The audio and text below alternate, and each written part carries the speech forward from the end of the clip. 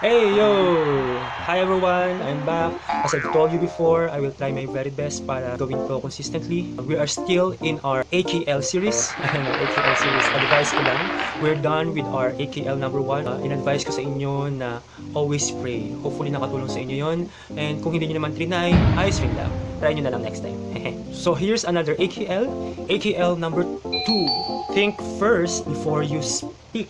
I'm not bashing anyone here because even me, I'm reminding myself with this as often as I can.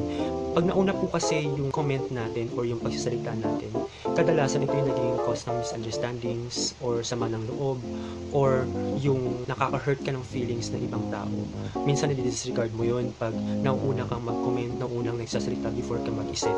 So, pag nauna yung paglabas ng mga words sa ating bibig, tapos suddenly we realize na naka-hurt pala tayo or mali pala yung nasabi natin, hindi to parang isang bagay na nilabas sa bibig mo ay pwede mong hulihin at ibalik.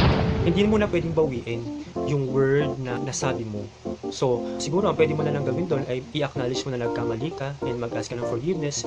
Pero mas magandang gawin, before you speak, you think. There's always a proper timing for everything. And kasama po dyan yung kung kailan tayo pwedeng magsalita or magbigay ng ating mga kuro-kuro or opinions or comment. And we'll do it in the proper way. Always remember that your tongue is very powerful. It can either make or break. So that's it for our AKL number 2. Advice ko lang naman yun pero try mo.